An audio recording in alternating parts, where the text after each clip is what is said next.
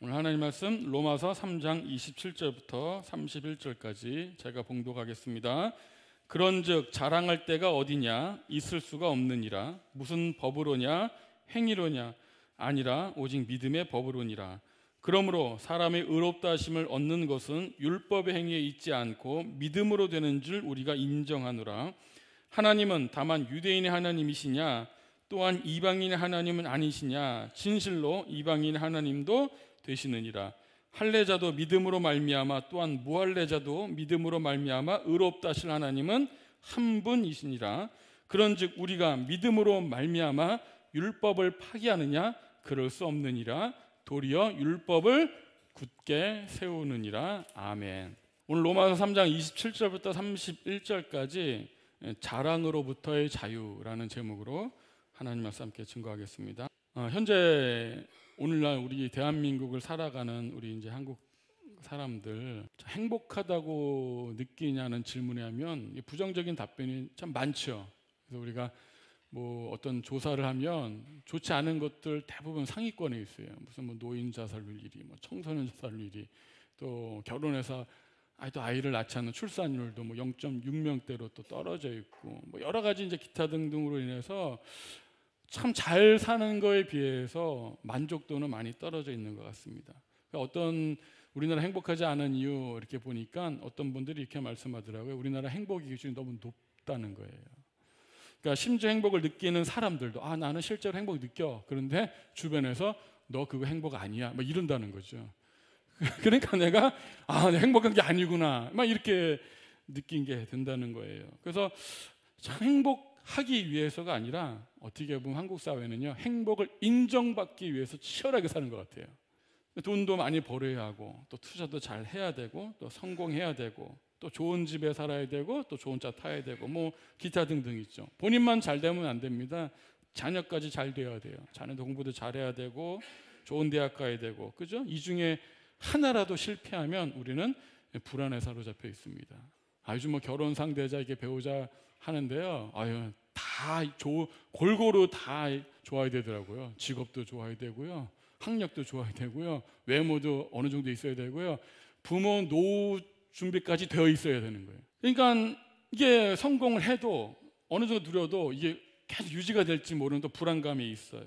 또 SNS, 그죠? 뭐 인스타그램, 미디어 이런 걸 보면 마치 누가 더 잘 사나 하는 자랑 대회가 있는 것처럼 우리 막 그것을 기준 삼아서 남들 다 저렇게 살고 있구나, 나는 그렇게 못 사는구나 하면서 또 괴로워하잖아요. 대표적인 것들로 우리 사람들이 또 요즘 좋은 차, 비싼 외제차 사는 이유가 막 경향이 있잖아요. 왜 이렇게 비싼 외제차를 삽니까? 라고 물었을 때 답변권 하나가 이것입니다. 뭐 때문인지 아세요? 왜 비싼 차를 타냐? 하차감 때문에 그래요. 그러니까 내가 좋은 차를 타는 이유는 뭐예요? 남들의 부러움을 받는 거예요. 하차감이 중요한 거죠. 그래 비싼 차를 탄다는 거예요. 그러니까 어떻게 보면 절대적 빈곤보다 참 상대적 빈곤이 힘든 세상입니다. 힘들게 해서 차를 사서 만족했는데 갑자기 친구가 어떻게 외제차 끌고 와. 그러면 또 그때부터 우울해요.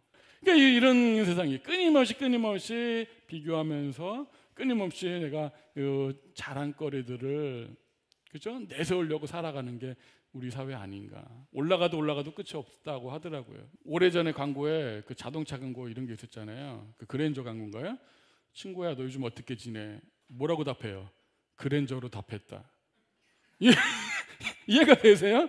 그러니까 지금 그런 정도로 그게 참 이렇게 들으면 뭐 광고에 참 잘했다라고 하지만 참 씁쓸한 면이 있는 거예요.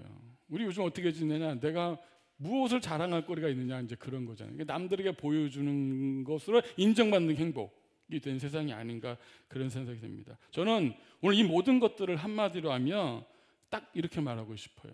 자랑하기에 얽매인 삶. 자랑하기 위해서 자랑거리들을 누가 더 많이 만들어내냐 하는 무한 경쟁 시대에 살고 있는 거예요. 근데 문제는 교회도 이런 분위기가 별반 다르지 않습니다. 교회에 와서도 똑같아요. 내가 무엇을 자랑할 것인가에 경쟁이 있어요. 은근히 그것 때문에 자랑하고, 그것 때문에 상처받고. 교회는 그런 거 있죠. 그게 무슨 세상적이거든 또 교회 신앙적인 거든 그런 게 있습니다. 문제는 그런 것들이 세상과 구별 없이 교회 안에서도 여전히 자랑거리로, 그죠? 자기 만족을 누리고 행복을 누린다고 생각하고 그죠? 남들을 또 이렇게 내리고 이런 분위기가 있습니다.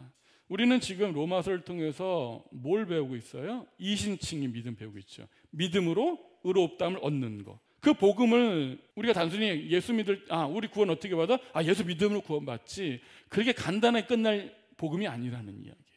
그래서 오늘 이것을 자랑거리와 어떻게 이것이 연결되는가 한번 생각해 보려고 합니다. 사도 바울은요, 한 사람도 없이 모두가 죄인이라는 것을 증명해 왔습니다. 이방인들은 뭐 도덕적으로 타락하고 종교적으로 타락했던 어쨌든 죄인이고, 또 유대인들은 어떻게 해요? 그들이 율법을 가졌던 하나님의 언약 백성이던 어차피 그들도 다 죄인이라는 것이 밝혀졌죠. 그래서 율법의 행위로는 하나님 앞에서 의롭다 하심을 받을 육체가 없다라고 분명히 로마 3장 20절에 사도가 밝혔거든요. 그러나 이제 뭐라 그랬어요? 율법과 상관없이 하나님의 한 의가 나타났습니다. 그 의는 뭐예요? 바로 그리스도를 통해서 나타난 의예요. 그래서 우리가 그리스도를 믿음으로 그 하나님의 의를 받아서 의롭다함을 받는다라고 이야기했어요. 사도 바울이 오늘 이 모든 것들의 결론으로 이렇게 묻는 거예요. 오늘 20절 잘 보세요. 그런즉 자랑할 때가 어디 있느냐? 오늘 설교는요, 세 가지 질문을 통해서 사도 바울이 스스로 질문을 던지고 스스로 답하는 과정 속에서 오늘 이야기가 진행될 거예요. 여기서 중요한 거는요, 사도 바울이 이걸 물었을 때 정말 궁금해서 묻는 게 아니고 너 생각이 뭘까 궁금해서 묻는 게 아니죠. 이걸 우리가 수사학적 질문이라 그러잖아요. 답은 이미 정해져 있죠. 그래서 그냥 설명하면 그냥 이렇게 평범한데, 이런 질문을 통해서 자신이 말하고자 하는 걸 강조하기 위해서 이런 질문을 하는 거예요. 자랑할 때가 있느냐라는 건 정답이 뭐예요? 자랑할 게 있다는 거예요, 없다는 거예요? 없다는 거예요. 지금 우리가 이 수사적 질문을 통해서 우리가 이게 자유를 누리지 못하고 참된 행복을 누리지 못하고 이렇게 불안과 근심 속에 살아가는 이유 생각해 보길 원하고요. 그래서 오늘 말씀을 다 이 결론을 가서 자랑으로부터의 자유를 누리길 바래요. 이 말씀이 뭔 말이지 하실지 모르겠지만 끝까지 들으시면 그렇지, 그게 진짜 행복의 길이구나 생각해 보길 바랍니다. 첫 번째는 질문이 이거잖아요. 그런즉 자랑할 때가 어디냐예요. 사도 바울은 이신칭의 복음을 정했습니다. 이방인들, 유대인들 다 죄인들이야. 누구도 율법 행위로는 구원받을 수 없어. 의롭다함을 얻을 수 없어. 오직 뭐예요? 하나님의 의로만 우리가 받아서 의롭다함을 받는 거야 라고 말하니까 구원에 있어서 또 칭의, 의롭다함을 인정받는 거에 있어서 우리가 자랑할 게 있냐는 거예요. 우리의 공로가 있냐는 것입니다. 당연히 없다라는 거죠. 27절 다시 보세요. 그런즉 자랑할 때가 어디냐? 있을 수가 없느니라. 무슨 법으로냐? 행위로냐? 아니라 오직 믿음의 법으로니라. 칭의는 의롭다함 받는 것은요, 율법의 행위, 즉 인간의 노력이 아니고요, 오직 예수님을 믿음으로만 얻을 수 있습니다. 그렇다는 것은 뭐예요? 인간의 어떤 자랑, 공로, 끼어들 틈이 없다는 거예요. 유대인들은요, 율법을 가지고 있어요. 율법 근거로 그걸 가지고 조금 지킨 것 가지고 자기 확신, 자기 자랑으로 삼고 있었잖아요. 그래서 자랑은요, 곧 확신을 이어집니다. 맞죠? 내가 율법을 가지고 있어, 율법을 지켜, 내가 하나님 만난 백성이야. 나는 그 자랑이, 내 행위에 대한 그 자랑이 구원에 대한 자기 확신으로 이어지는 거잖아요. 그래서 나는 율법이 있으니까, 율법의 행위가 있으니까 나는 특별한 사람이야. 나는 구원받아 마땅한 사람이야. 그래서 우리 어떤 사람들의 정체성 또 확신은 다 자기 자랑 근거에서 나오는 거예요. 이해가 되시죠? 너 요즘 어떻게 지내? 그랜저로 답한다 이러잖아요. 요즘 또 그런, 또 어제 오늘 뉴스 보니까 또 어느 정치인이 이렇게 대답하더라고요. 요즘 어떻게 살아? 분당에 산다고 대답했다. 천당 밑에 분당이라고 있어요. 이해되시죠? 그렇게 말하는 거야. 그러니까 자기 자랑의 근거에서 자기 정체성, 확신을 걷는 거죠. 그들은 율법의 행위에 근거하여 하나님의 특별한 언약 관계에서 확신을 가져요. 근거가 어디 있어요? 내가 하나님의 구원받은 사람이야. 내가 의인이야. 라는 근거가 어디 있어요? 바로 율법의 행위에 있었잖아요. 하지만 바울은 뭐라 그래요? 이 이신칭의 진리를 설명하면서 어떤 자랑도 있을 수가 없다라고 분명히 말해요. 근데 여기서 조금 어려운 말 할게요. 있을 수가 없다라는 말이 우리 문법적으로 수동태예요. 다시 말하면 내가 자랑거리가 없는 게 내가 없앤 게 아니고 없앰을 당한 거라는 거예요. 이 문법적으로. 그러니까 하나님이 우리 자랑거리를 없앴다는 거예요. 이게 우리가 의롭다는 받는 데는 하나님께서 우리의 모든 자랑들을 다 배제시켰다는 거예요. 그래서 인간의 그 자랑이 하나님에 의해서 자랑을 다 없애져 버렸다는 것입니다. 그러니까 유대인들은 이 율법의 행위를 하나님의 언약 백성의 근거로 삼았잖아요. 그래서 내가 율법을 지켜서 내가 하나님께 특별한 대우를 받는 게 당연한 거야. 그걸 자랑으로 여겼거든요. 그런데 하나님은 절대로 그런 의도가 없으십니다. 성경 분명히 말해요. 복음 앞에서는 아무것도 자랑할 것이 없다라는 거예요. 자, 그럼 볼게요. 사도 바울은 예수를 믿기 전에 어떤 사람이었습니까? 그동안에 예수님을 믿기 전에 무엇을 자랑하며 무엇을 자기 확신의 근거로 삼았을까요? 한번 볼게요. 로마서 빌립보서 3장 4절 6절이에요. 자, 그러나 나도 육체를 신뢰할 만하며, 그러니까 사도 바울이 육체를 신뢰할 만한 자랑할 게 많아요. 만일 누구든지 다른 이가 육체를 신뢰할 것이 있는 줄 생각하면 나온도 그러하니라. 사도 바울이 지금 뭐라고 말하는 거예요? 야, 우리가 육체적으로 자랑거리를 얘기하자면 나는 누구보다도 더 대단한 자랑거리가 있어, 이렇게 말하는 거죠. 나는 8일 만에 할례를 받고, 여러분 유대인들은 태어나면 8일 만에 할례를 받죠. 그러니까 사도 바울은 출신 성분 자체가 유대인이에요. 유대인. 그리고 이스라엘 족속이요, 베냐민 지파요. 베냐민 지파는 굉장히 힘 있는 지파예요. 왜냐하면 이스라엘의 초대 왕이 어디다 왔어요? 사울이 어디야? 베냐민 지파 출신이거든요. 뼈대 있는 지파입니다. 히브리인 중에 히브리인이요. 율법으로는 바리새인이요. 그러니까 율법으로서는 바리새인이 자타공인의 어떻게 보면 최고의 또 지도자가 인정받는 위치에 있잖아요. 열심으로는 어떻게 해요? 교회를 박해하고. 그러니까 바리새인 입장에서 보세요. 유대인 입장에서는 하나님은 유일하신 하나님이거든요. 근데 예수님의 하나님의 아들이다. 하나님이다 하니까 어떻게 해요? 유대인 입장에서 어떻게 해요? 이단이에요. 그러니까 그 자기의 종교에 대한 열심으로 예수 믿는 사람들을 박했던 거예요. 율법의 의로는 뭐예요? 흠이 없는 자라. 나는 율법을 철저히 지켰어. 그건 자타공인해. 여러분, 누가 자신이 율법에 흠이 없다고 말할 수 있어요? 본인은 말할 수 있을 정도로 철저하게 살았던 사람이에요. 다시 말하면 어느 누구와도 비교할 수 없을 만한 대단한 자랑거리가 있습니다. 출신이면 출신, 인종이면 인종, 학력이면 학력, 심지어 종교적으로, 도덕적으로, 율법적으로 뭐 하나 흠잡을 것 없이 자랑거리가 대단했습니다. 이 육체를 실만한 것들로 스펙으로 게임을 하면요, 질 사람이 없어요. 사도 바울이 내가 그런 자랑거리가 있었다는 거예요. 그런데 예수 믿고 나서 사도 바울이 어떻게 바뀌어요? 잘 들으셔야 돼요. 우리가 여러분 이신칭의 믿음을 믿었다는 건 어떤 가치관이 바뀌느냐입니다. 자, 그랬던 사도 바울, 육체를 자랑했던, 그죠? 그 사도 바울, 이전에는 너 요즘 어떻게 지내? 그런저 답했어. 이러고 살았던 사도 바울이 이제 어떻게 바뀌었다는 거예요? 그러나 무엇이든지 내게 유익하던 것을 내가 그리스도를 위하여 다 뭘로 여겨요? 해로 여기고. 이전에는 그게 내 자랑거리였어. 내 확신의 근거였어. 그걸 위해서 내가 열심히 살았어. 근데 어떻게 지금은요? 다 해야. 나한테 유익이 되는 게 아닙니다. 또한 모든 것을 해로 여김은, 왜 그걸 다 해로 여겨요? 내 주 예수 그리스도를 아는 지식이 가장 고상하기 때문이다. 가치관이 바뀐 거죠. 내가 그를 위하여 모든 것을 어떻게 잃어버리고 배설물로 여김은 그리스도를 얻고 그 안에서 발견되라미니 내가 가진 의는 율법에서 난 것이 아니요 오직 그리스도를 믿음으로 말미암은 것이니 곧 믿음으로 하나님께로 난 의라. 아멘. 이거 되셨어요?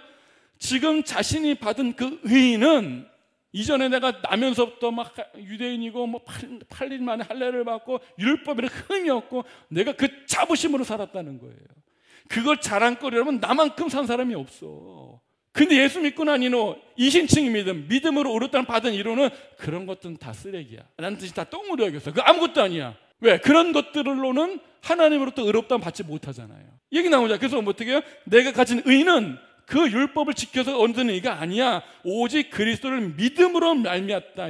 그 믿음은 어디서부터 나요? 나한테 나온 게 아니고 하나님께로부터 난 의라는 거예요. 여러분, 이 하나님께 나는 의를 받았다는 건 가치관이 바뀌는 거예요. 오늘 이신칭의 믿음을 여러분 구원 어떻게 받아요? 예수 믿음으로 구원 받아요. 여러분, 그렇게 끝나는 게 아닙니다. 가치관이 바뀌어버려. 내 자랑할 것이 없어져 버리는 거예요. 내 율법을 쌓아서 내 공로를 쌓아서 인정받으려고 자랑거리라고 내 육체에 실만한 것들을 자랑하는 삶에서부터요 자유를 얻는 거예요. 그런 모든 것들은 이제 다 똥이야, 배설물이야, 다 날 해롭게 하는 거예요. 그런 것들로 자랑하자면 사도 바울만큼 자랑거리가 되지 내설 만한 사람이 아무도 없어요. 그런데 난 이제 그런 것들을 자랑하지 않는다는 것입니다. 왜? 그런 것들은 나한테 아무런 유익이 안 돼. 그래서 사도 바울은 뭐라고 그래요? 나는 그 모든 것들을 해로 여기고 배설물로 여긴다. 자랑할 만한 것들을 자랑하지 않습니다. 의지하지 않습니다. 그거를 자기 확신의 근거로 삼지도 않아요. 자기 정체성의 근거로 삼지도 않았습니다. 오히려 어떻게 해요? 이제 그런 것들 부끄럽게 여겨요. 심지어 배설물로 여깁니다.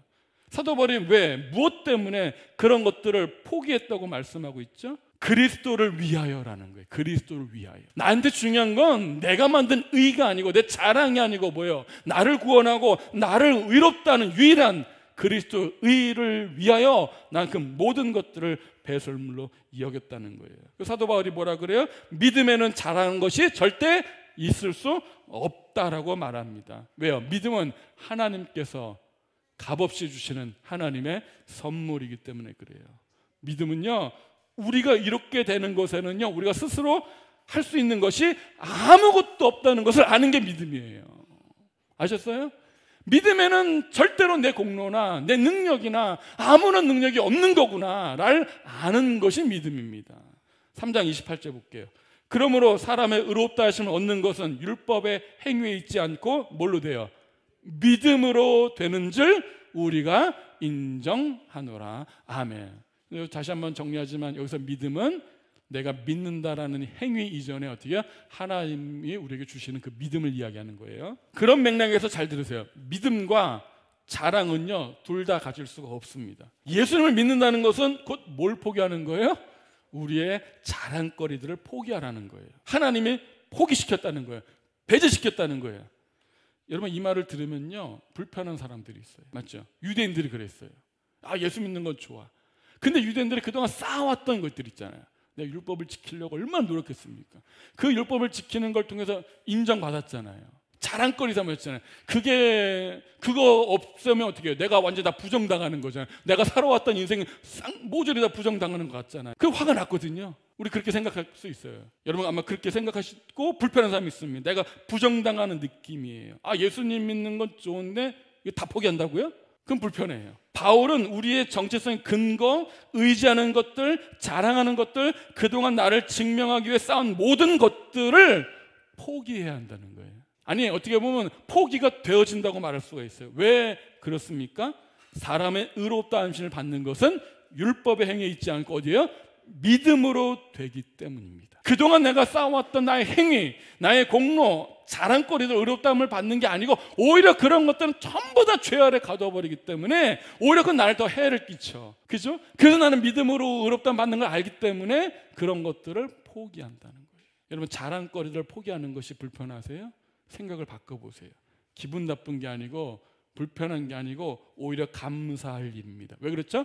자기 자랑의 삶에서 우리를 자유하게 하는 거예요. 그 경쟁 속에서, 자랑거리 대회 경쟁에서 이겨도 끊임없이 불안한 거, 더 강자가 나타나면 또 불안하고, 더 나보다 자랑거리가 또 위축되고, 그 무한 경쟁에서부터 자유를 주는 거예요. 아멘? 그러니까 여러분, 신앙생활을요, 세상의 자랑거리를 쌓는 방식으로 신앙생활하면 안 돼요. 하나님, 요거 주세요. 요거 자랑하고 싶어요. 그거 주잖아요?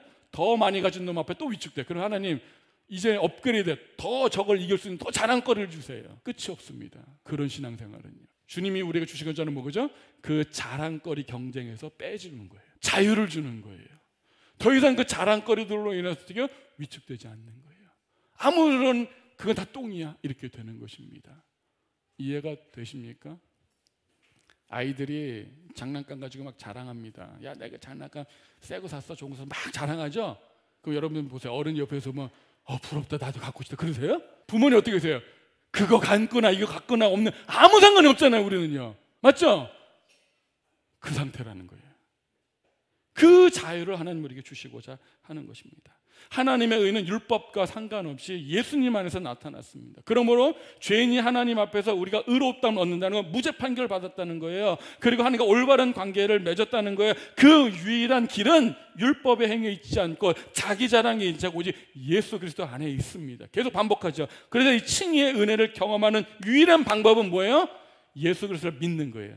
예수를 믿는다는 건 뭐예요? 이 이신칭이 믿음을 받아들인다는 건 뭐예요? 자기 자랑거리를 포기해야 한다는 믿음입니다. 두 번째 질문은 이것입니다. 사도 바울이 뭐라고 그래요? 3장 29절 보세요. 하나님은 다만 유대인의 하나님이시냐 또한 이방인의 하나님은 아신이시냐 물어요.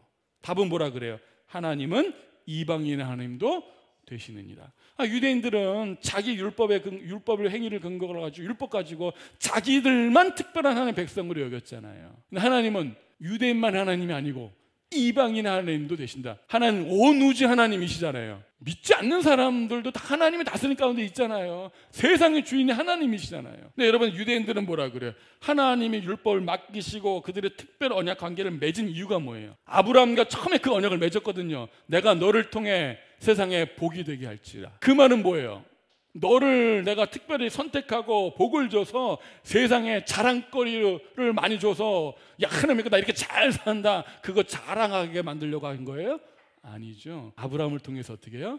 하나님 믿는 복을 이방인에게도 전하게 하기 위해서 부르신 거거든요. 그런데 유대인들은 잊었어요. 그걸 잊어버렸어요. 어떻게 해요? 특권 의식으로만 생각한 거예요. 우리만 특별해, 우리만 율법 받았어, 우리만 율법을 지켜버렸다. 이방인들은 율법이 없으니까 너희들은 하나님의 택한 백성이, 이렇게 되는 거죠. 차별하고 복음을 완전히 왜곡하고 있었던 거예요. 그런데 자신을 통해서 모든 족속이 복을 받는 것이 하나님의 뜻이었는데 그 사실을 잊어버렸던 거예요. 그리고 자기 자랑만 내세우고 있었던 것입니다. 아브라함과 맺었던 언약, 아브라함을 통해서 세상 모든 복이 되는 것, 결국은 예수님 안에서 성취됐거든요. 우리 성경에서 아브라함의 씨가 있어요. 아브라함의 씨가 누구죠? 하나님 약속하셨거든요. 아브라함의 씨, 아브라함의 자손 누구였어요? 이삭이죠.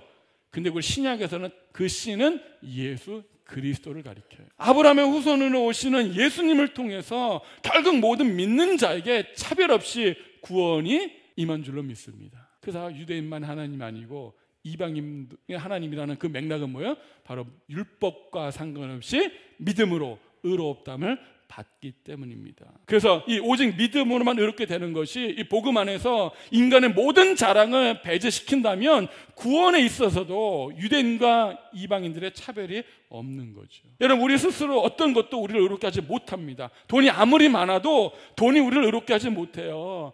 대단한 성공과 업적을 이뤘다고 해도 그 자체가 우리를 의롭게 하지 못해요. 율법이 아무리 선한 것일지라도, 하나님부터 온 것일지라도 율법 자체가 우리를 의롭게 하지 못합니다. 아무리 선한 삶을 살았다고 해도 그것이 우리를 의롭다 하지 못해요. 남을 위해 희생을 할지라도 그걸 우리가 의롭다 하지 못합니다. 우리 스스로의 그 어떤 것들도 우리를 의롭게 하지 못한다는 사실을 깨달을 때 우리는 비로소 자랑을 멈출 수가 있습니다. 칭의의 구원에 있어서 자신의 것을 자랑하는 사람은 이와 같습니다. 바다 한가운데 빠졌는데 막 빠졌잖아요. 막 수영체 나왔는데 갑자기 막 돈다발이 있어요. 여기만 돈다발이.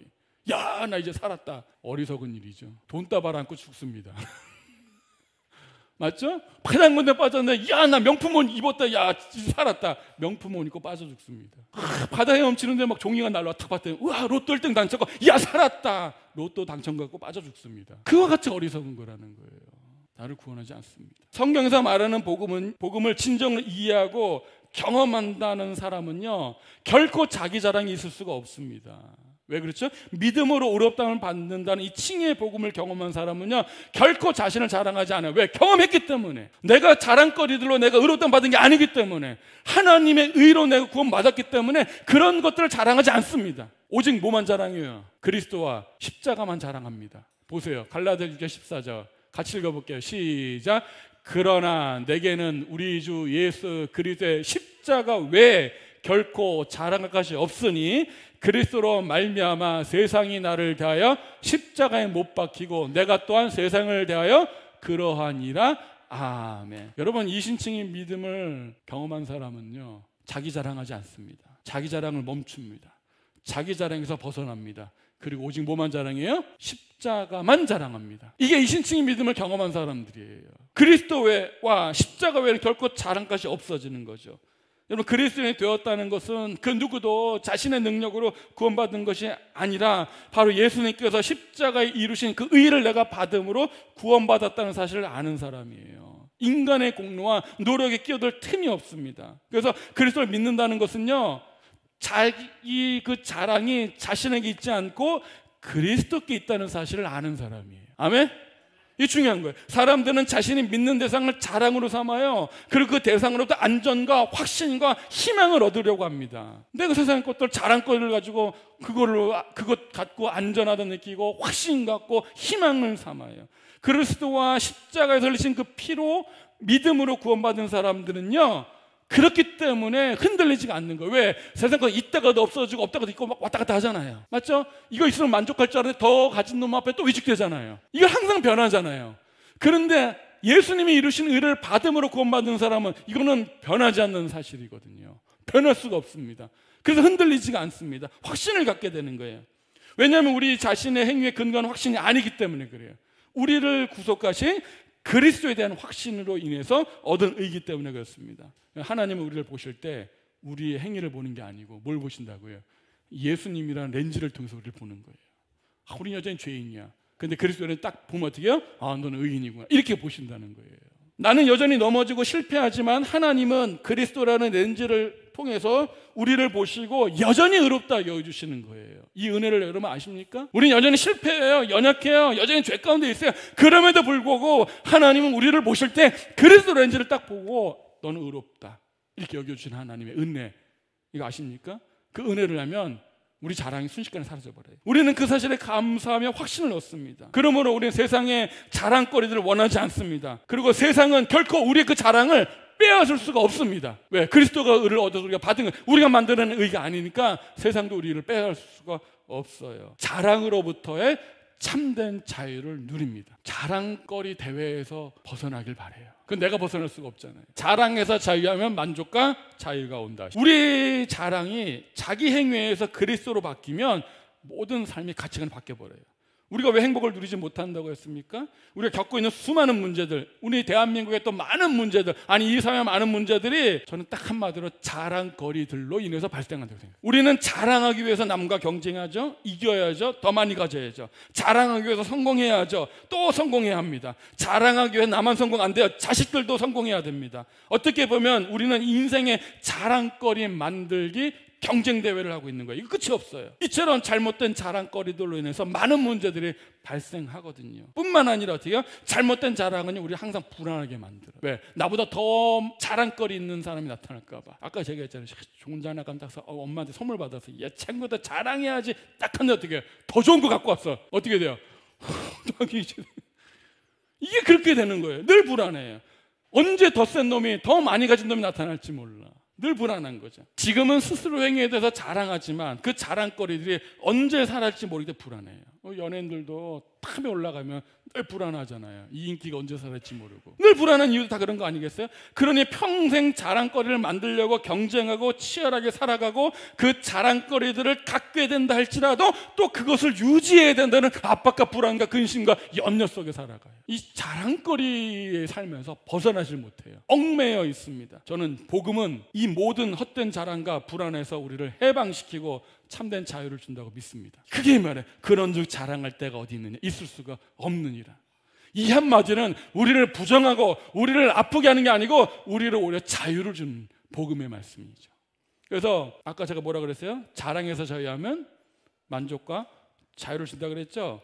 어리부터 자유, 세 가지로부터 자유 줍니다. 첫 번째는요, 불확실함으로부터 자유를 줘요. 이신칭의 복음은요, 세상의 어떤 것보다 우리에게 확신과 소망을 줍니다. 왜요? 예수님께서 십자가의 내 죄를 대신해서 우리 죄 것을 다 갚아주셨죠. 그렇게 해서 이루신 의를 택함 받은 우리가 받게 되었습니다. 이보다 더 안전하고 확실한 구원의 근거가 있습니까? 사람이 만들어내는 건 불안해요. 언제 또 실패할지 몰라요. 예를 들어 오늘까지 율법을 다 지켰다고 해볼게요. 가정해볼게요. 내일 지킬 수 있어요? 몰라요. 늘 불안합니다. 우리 믿음의 근거가 되면 오늘 조금 잘해서 너 당신 오늘 구원받을 수 있습니까?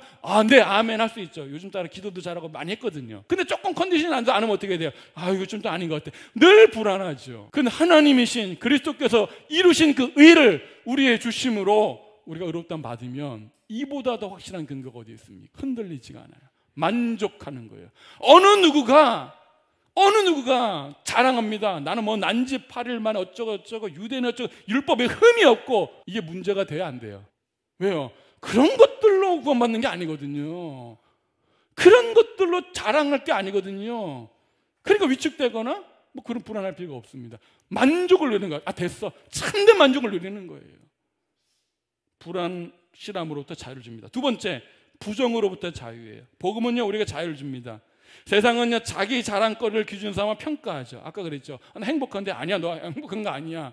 뭐 세상에 어떤 기준을 가지고 그래요. 요즘 막 기준을 요즘 행복하려면 이 정도는 살아야 돼. 그러면 그 기준에 못 미치면 우리는 늘 불안해하잖아요. 우리 연약함이나 실패는요, 자랑거리를 갖지 못했다는 거잖아요. 맞죠? 그 사실은 위축돼요. 지금은 또 자랑할지라도 또 언제 입장이 바뀔지 아무도 몰라요. 우리의 실패나 세상의 평가 때문에 우리는 더 이상 흔들 필요가 없습니다. 왜? 우리는 자랑 경쟁에서 벗어났기 때문에 그렇죠. 근데 잘 보세요. 오히려 놀라운 게 있습니다. 세상은 자기가 얼마나 이루었느냐, 얼마나 가졌느냐가 자랑하잖아요. 우리는요, 이 이신칭의 믿음 앞에서요, 우리 실패가 많을수록, 부족함이 많을수록 오히려 어떻게 일이 발생하죠? 하나님의 사랑이 더 크다는 걸 깨달아요. 이 정도 죄인인데도 하나님이 값없이 주시는 거예요? 이 정도 실패했는데도 불구하고 하나님이 값없이 주신 거야? 나 같은 죄인에게도 하나님이 값없이 주신 거야? 이해되세요? 세상에는 실패와 연약하면 어떻게 해요? 부끄러움이 돼요. 그러나 이신칭의 복음을 봤을 때 오히려 나의 연약함과 실패는요, 하나님의 더 놀라운 사랑과 은혜를 발견하는 계기가 됩니다. 이게 이신칭이 주는 자유예요. 우리가 죄가 드러나면 어떻게, 세상은 내가 못하고 죄라면 부끄러워요. 근데 우리는 하나님의 이신칭의 믿음을 앞에서 어떻게, 내가 죄가 드러나면 드러날수록 하나님을 더 가깝게 느껴요. 나 같은 죄는 하나님 사랑해 주셨구나. 나 같은 죄는 하나님이 붙잡아 주셨구나. 은혜 주셨구나. 그러나 세상의 자랑거리로 사는 사람도 어떻게 하죠? 죄를 지면요, 오히려 하나님부터 멀어집니다. 멀어지게 만들어버려요. 하나님을 가깝게 느끼지 못합니다. 그러나 이신칭의 믿음은요, 하나님을 더 가깝게 만들어요. 그래서 여러분, 우리가 하나님을 경외한다는 건 무엇입니까? 두려워서 멀리 가는 게 아니고 더 하나님께 나아가는 거예요. 하나님은 나 같은 죄인에 더 은혜를 주신 분이다. 나 같은 죄인에 더 은혜 주신 분이다. 이 사실을 묵상하며 내 행위의 근거로서 의롭다함을 받는 게 아니고 그리스도의 의를 내게 주셨기 때문에 내가 어떤 죄 가운데 있을지라도 하나님은 나를 의롭다 여겨주시는 분이구나. 그 사실을 묵상하면 어떻게 해요? 내 죄를 발견할 때마다 더 하나님께 나아갑니다. 이미 충만한 상태예요. 죄를 지어도 도망가지 않고 더 하나님께 나아갑니다. 그런 만족을 주는 거예요. 세 번째, 죽음의 두려움으로부터 자유를 줍니다. 우리 모두 다 사실 이 죽음의 두려움 앞에 있거든요. 그래서 불안한 거예요. 사탄은 이 죽음의 권세를 가지고 한평생 우리를 종노릇하게 만듭니다. 자기 자랑은요, 단순한 자랑을 넘어서 죽음의 두려움 때문에 더 집착하게 만들어요. 그거 없으면 죽을 것 같고, 맞죠? 그거 없으면 못 살 것 같고, 그런 두려움으로 가는 거예요. 그러나 그런 자랑거리는요, 근본적인 이 죽음의 두려움과 불안을 해결하지 못합니다. 히브리서 2장 14절 볼게요. 자녀들은 혈과 육에 속하였음에 그도 또한 같은 모양으로 혈과 육을 함께 지니심은 죽음을 통하여, 예수님이 이 죽음을 통하여 뭐 하러 오신 거예요? 죽음의 세력을 잡은 자와 마귀를 멸하시며 죽기를 무서함으로 한평생 배어 종노릇하는 모든 자들을 놓아주려 하십니다. 예수 믿기 전에 사람들이 어떤 형편이라는 거야? 마귀에게 이끌려서, 마귀는 사망 권세, 죽음의 권세를 가지고 어떻게 해요? 한평생 우리 어떻게 해요? 종노릇하게 만들어. 너 그거 없으면 죽는다. 너 그 자랑거리면 죽는다. 그 평생 그 두려움 앞에서 우리는 자랑거리를 어떻게든 말하는 사는 거예요. 아무리 자랑거리가 생겨도 불안한 거예요. 근본적인 죽음을 해결하지 못합니다. 세상 모든 것들 다 가져도 죽음의 순간 앞에서 그게 날 구원합니까? 못하죠. 불안한 거예요. 하나님은 창조주십니다. 심판주이십니다. 하나님의 의로운 심판 때 우리는 모두 다 서야 하는 거잖아요. 거기서 세상 것으로 아무리 돈이 많다고 해도 무죄 판결 되나요?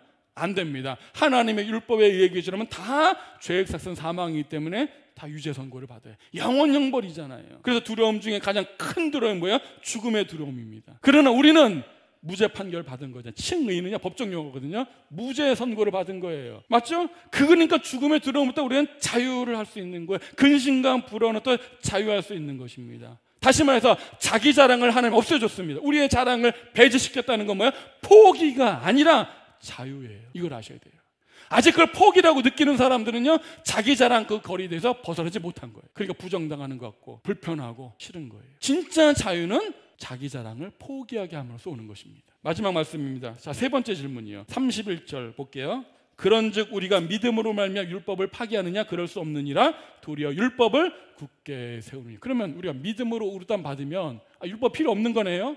이런 질문이 있겠죠. 그래서 요즘 이거 복음을 잘못 이해하면 어떻게 해? 야, 우리 다 믿음으로 율법 다 필요 없어. 뭐만 조금만 행위해 지키려고 그 율법적인 거야 막 이러면서 율법 막 무시하잖아요. 사도 바울은 거기다 뭐라고 대답해요? 절대 그럴 수 없다. 없다라 그래요. 그리고 믿음은 율법을 폐하는 게 아니고 파괴하는 게 오히려 굳게 세운다입니다. 유대인들이 율법의 행위를 근거로 자랑 삼아 헛된 확신 가운데 있는 것 지적했죠. 율법은 우리를 구원할 수 없다. 율법은 구원에서 어떤 확실한 근거가 되지 못한다. 율법과 상관없이 그리스도를 통하여 하나님의 의가 나타났다. 막 이러니까 어떤 질문이 자연스럽게 나타나겠어요.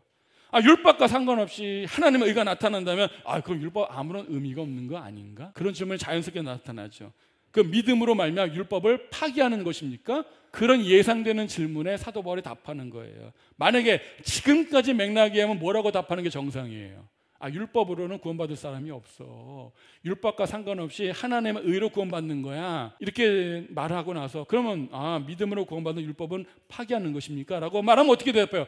맞아. 이렇게 대답해야 되는데 사도 바울은 뭐라 그래요? 전혀 그럴 수 없다. 이렇게 얘기합니다. 아니, 예수님이 흘리신 피로 이루신 그 의를 우리가 받음으로 의롭다함을 얻는다면 율법은 더 이상 필요 없는 것 아닌가? 아니라는 거예요. 율법을 파기한다거나 아무 필요가 없는 게 아니라는 거예요. 오히려 뭐라 그래요? 도리어 율법을 굳게 세운다라고 이야기합니다. 이 말은요, 율법을 행함으로 구원받으려는 사람들보다 율법과 상관없이 믿음으로 구원받은 사람들이 오히려 율법을 더 견고히 세운다는 거예요. 율법을 행함으로 구원받으려는 사람들 있죠, 유대인들. 오히려 그들보다 율법과 상관없이 믿음으로 구원받은 사람들이 오히려 율법을 더 견고히 세운다는 이야기입니다. 참 희한하죠. 일단은 이해는 안 되죠. 뭔 내용인지 들었죠? 그러니까 율법을 지켜서 구원받는 사람보다 율법과 상관없이 하나님의 의로 구원받은 사람이 오히려 율법을 통해서 구원받은 사람보다 율법을 더 견고히 세운다는 이야기예요. 무슨 말인지 아셨죠, 일단은. 근데 지금 어떻게 됐어요? 반대로 됐죠. 오히려 우리 율법과 상관없이 살아버리죠, 지금요. 왜 그렇죠? 거기에 답이 있잖아요. 믿음으로 구원받기 때문에 이러고. 여러분들 물어볼게요. 여러분, 하나님 말씀 앞에 거룩한 부담감이 있습니까? 없습니다. 왜 없어요? 믿음으로 구원받기 때문에. 우리는 이 답이 있거든요. 왜 말씀대로 안 살아요? 괜찮아요. 믿음으로 구원받기 때문에. 맞죠? 오히려 뭐라 그래요? 조금 말씀대로 살려고 하면 지적합니다. 넌 율법적이야. 그건 복음이 아니야. 자기는 아무것도 안 하는데 난 괜찮아. 왜 그래요? 믿음으로 구원받기 때문에. 사도 바울은 뭐라 그래요? 절대 그럴 수 없다. 오히려 믿음으로 구원받는 사람이 율법을 더 견고히 세운다는 거예요. 뭔 말인지 이제 설명해 볼게요. 무슨 말씀이신지 아셨죠? 일단 그리스도에서 십자가에 흘리신 피에 의해서 이 주어진 의를 받는 사람에게 율법에 더 이상 필요가 없는 게 아니고 오히려 율법을 더 견고히 지킨다는 거예요. 무슨 말입니까? 율법을 구원 얻는 수단으로 행하거나 지키는 것은 아무 소용이 없다는 것 이미 판명 났죠. 율법을 지키고 그걸 통해 구원받고 의롭다는 건 그건 아무 소용이 없어. 오히려 율법 아래 가두는 것뿐이야. 죄 가운데 가둘 뿐이야 라고 말하지만 율법 자체가 파기된 것은 아닌 거예요. 하나님이 주신 율법은 여전히 존재해요, 안 존재해요? 존재하지 않는다면 하나님 구약 성경을 우리에게 주지 않으셨겠죠. 율법은 여전히 존재합니다. 율법은 여전히 지켜져야 할까요? 안 지켜져야 할까요? 지켜져야죠. 하나님이 지키지도 않을 걸 왜 주십니까? 지켜져야 한다는 거예요. 그런데 복음은 율법이 아무 필요 없다고 말하는 게 아니라 오히려 율법은 중요하다는 거예요. 율법을 견고히 세운다는 것입니다. 믿음으로 구원받는다고 해서 율법을 안 지켜도 된다는 말이 아니에요. 율법은 반드시 지켜져야 한다는 거예요. 이걸 잘 정리하셔야 됩니다. 여러분, 구약에서 구속제물이 되기 위한 조건이 있어요. 뭐죠? 아무 흠이 없어야 됩니다. 하나님의 희생제물로 드려지는 짐승의 중요한 조건은 흠이 없어야 돼요. 볼게요. 레위기 4장 3절. 만일 기름 부음 받은 제사장이 범죄하여 백성의 허물이 되었으면 그가 범한 죄로 말미암아 뭐예요? 흠 없는 숫송아지로 뭘 삼아요? 속죄의 제물을 삼아요. 여호와께 드릴지니. 그러니까 하나님 앞에 죄 용서 받으려고 속죄 제물로 드리는 그 제물의 특징이 뭐가 되어야 돼요? 흠이 없어야 돼요. 여러분, 구약의 모든 제사와 희생 제물은요, 궁극적인 이 속죄 제물은 예수 그리스도를 어린 양이신 예수를 상징하는 거죠. 예표하는 거죠. 그래서 예수님은 아무 흠이 없어야 되는 거예요. 죄가 없으셔야 된다는 거예요. 자, 그러면 이만 한번 생각해 보세요. 속죄의 제물이신 예수 그리스도는 우리의 죄를 대신할 뿐만 아니라 흠이 없어야 되기 때문에 율법에 흠이 있으면 돼요? 안 돼요? 안 돼요. 율법을 100% 이루셔야 되는 거예요. 그게 속죄제물의 자격이라고요. 흠이 없어야 된다는 말은 다른 말 어떻게 해요? 율법에 흠이 없어야 돼요. 다시 말해, 율법을 100% 완벽하게 이루셔야 된다는 거예요. 우리는 율법을 100% 이뤄서 얻는 그 의를 얻을 수가 있습니까? 못 얻어요. 예수님이 말씀하셨잖아요. 형제를 살인하지 말라는 십계명이 있지만 뭐라 그래? 형제를 욕하는 자도 이미 죽인 거라 그러잖아요. 속으로 형제 욕 안 해본 분 계세요? 없죠? 우리는 율법을 수도 없이 어겨요. 이미 탈락이야. 두 번의 기회가 없습니다. 흠이 너무 많아. 맞죠? 그러나 예수님 어떻게 해요? 그 속죄제물이 되시기 위해서 흠이 없어야 되니까 태어나면서 십자가에 죽기까지 순종하셨습니다. 죄가 없으신 상태로 태어나셔야만 하는 거예요. 그리고 죄 없으셔야 되고 율법의 요구를 완전히 성취하셔야만이 온전한 속죄제물의 자격을 얻는 거예요. 그렇게 해서 이루신 의를 우리에게 주신 것입니다. 하나님의 율법에 온전히 죽기까지 순종하심으로 그 의를 우리에게 주신 거예요. 맞아요? 그 의를 우리가 받았다는 건 뭐예요? 율법을 온전히 이룬 것처럼 우리를 하나님이 대해 주신다는 거예요. 율법이 상관없는 게 아니에요. 우리는요, 오히려 율법을 완벽하게 이루신 의를 우리가 받아서 우리가 의롭다함을 얻는, 구원받았다는 이야기입니다. 고린도서 5장 21절 볼게요. 하나님이 죄를 알지도 못하신 이 예수님이죠, 우리를 대신하여 죄로 삼으신 것은, 왜 이렇게 삼으셨죠? 왜 죄를 알지도 못하신 이를 우리를 대신하여 죄로 삼으셨죠? 속죄제물은 흠이 없어야 되니까. 우리로 하여금 그 안에서 뭐가요? 하나님의 의가 뭐예요? 발견되게 하려 하심이라. 아멘. 왜 죄를 알지도 못하신 이를 속죄제물로 삼으신 이유가 뭐예요? 우리로 하여금 뭐예요? 그 예수님 안에서 하나님 뭐가 되게 하려고? 의가 되게 하려고. 그러니까 우리가 하나님의 완전한 의가 되기 위해서 어떻게 해요? 우리는 못해. 그러니까 어떻게, 예수님이 누군가 대신에 완벽하게 이루셔서 그 의를 우리가 받았을 때 우리가 하나님의 의로 되는 거잖아요. 율법과 상관없는 게 아니에요. 우리가 이루지 못했을 뿐이지, 우리가 관심이 없을 뿐이지, 누군가는 완벽하게 이루셔야 돼요. 그렇게 해서 이루신 의를 우리가 받음으로 의롭다함을 얻는 것입니다. 그럼 복음은 무엇을 말하는 것입니까? 율법은 아무 의미 없다, 율법은 파기되었다, 율법은 저는 지킬 필요가 없다, 그런 것이 아니고, 율법을 어기면 죄의 삭은 뭡니까? 죽음이죠. 율법을 어기면 반드시 뭐가 있어요? 하나님의 진노, 심판, 죽음, 영원 형벌이 있다는 사실을 근거로 어느 누구도 율법을 지키지 못하기 때문에 의를 이룰 수 없고 하나님의 진노를 피할 수 없다는 사실을 기초로 하는 거예요. 그러므로 그리스도께서 십자가 죽음 안에서 율법을 파괴하는 것이 아니라 율법을 오히려 견고히 세우신 거예요. 예수님은요, 율법과 상관없는 게 아니고 율법을 온전히 지키심으로 세우신 그 의를 우리에게 주심으로 우리가 의롭다함을 얻은 것입니다. 율법은 선하죠. 되게 좋습니다. 원수를 사랑해라, 듣긴 참 좋아요. 그래서 지키려면 어떻게 돼요? 죽을 맛이에요. 율법은 듣기엔 좋은데 지키려면 죽을 맛이에요. 형제를 용서하라, 참 아름다운 말이에요. 그 지키려면 어떻게 해요? 죽을 맛이에요. 율법은 무서운 거예요. 아름다우나 못 지키면 죽음이에요. 하나님 말씀은요, 형제를 용서해라, 안 하면 어떻게 되는 거예요? 안 하면 끝나는 게 아니고 죽음이에요. 영원한 심판이에요. 아름다우나 무서운 말이에요. 그 율법이잖아요. 근데 우리는 지킬 수가 없습니다. 그래서 율법을 지킴으로 의롭게 될 수 있다는 말은 쉽지만 어려워요. 사도 바울은 뭐라 그래요? 나는 율법에 흠이 없다, 그렇게 살았을 정도로 자부하고 있죠. 하지만 그도 율법의 요구하는 완전한 삶을 살았을까요? 그렇지 않아요. 율법의 기준으로 해서 그 율법의 의를 통과하는 인간은 아무도 없습니다. 다 드러냈죠. 완전히 지키려고 애쓰는 사람은요, 자 보세요, 이렇게 말해요. 나는 율법을 철저히 지켰어, 나 흠이 없어 라고 말하는 사람들은요, 자세히 보면요, 일부만 지킨 사람들이에요. 왜 그렇죠? 지키지 못하는 부분 외면하거든요. 다시 말해서 율법을 지키게 100가지가 있으면 나는 90가지는 못 지켜. 그럼 배제하고 10가지만 지키고 기준 딱 10가지. 아, 나 잘 지키고 있다. 이렇게 사는 거거든요. 지킬 수 있는 것만 지키면서 스스로 율법을 잘 지키고 있다 생각하는 거예요. 아니면 율법을 지킬 수 없다는 그 압박감이 아예 그냥 손 놔버리는 거죠. 그리고 죄책감에 시달리기만 해요. 그 더더욱 어떻게 하는가, 더더욱 멀어져요. 율법을 못 지키니까 못 간다. 더더욱 멀어지게 만들어요. 그러나 믿음으로 의롭다함을 얻는 이 복음을 가진 사람은요, 잘 들으세요, 율법을 지킬 수 없기 때문에 무시하거나 율법의 짓누를 필요가 없습니다. 왜죠? 예수님께서 이미 그 의를 이루신 의를 우리가 이미 받은 존재이기 때문에, 이미 이루셨고 이미 우리 그 일을 받았기 때문에 그 율법을 지키지 못한다고 무시할 필요도 없고 짓눌릴 필요도 없고 그거에 자랑거리 경쟁에서도 어떻게 해요? 자랑하거나 위시할 필요가 없다라는 거예요. 잘 정리해 볼게요. 우리는 그리스도 안에서 불안할 필요 없이 안전합니다. 다른 사람들을 판단하지 않을 수 있게 된 거예요. 만약에 그것을 자랑거리로 살면 어떻게 해요? 나도 판단당해야지만 남도 판단해야 되죠. 비교해야 되니까. 근데 이제 어떻게 해요? 우리는 다른 사람을 판단하지 않을 수 있는 자유를 얻었습니다. 잘못된 사람을 용서할 수 있어 없어요? 있게 된 거예요. 왜? 그게 아무 중요하지 않기 때문에. 그 자료가 있느냐 없느냐 자체가 중요하지 않기 때문에 다른 사람이 잘못했다 해도 문제가 되지 않는 거죠. 그래서 용서할 수 있는 거예요. 우리 연약함, 부족함, 실패, 짓눌리지 않을 수가 있는 거예요. 왜? 이미 그것으로 우리는 구원받는 게 아니기 때문에. 오히려 우리 연약함, 실패는 어떻게 해요? 하나님의 사랑을 더 크게 발견하고 더 하나님을 가깝게 느낄 수 있는 계기가 되기입니다. 야, 나 같은 죄인 또한 여전히 받아주시구나. 오늘 실패했어도 하나님은 이런 나를 뭘 더 이쁘다고 택해 주시고 아들 보내시고 사랑을 주시는구나. 그래서 여러분들 잘 보세요. 그러면 우리는 믿음으로 공부한 사람은 어떻게 이걸 이루시는가? 로마서 8장 4절 같이 한번 읽어볼게요. 시작.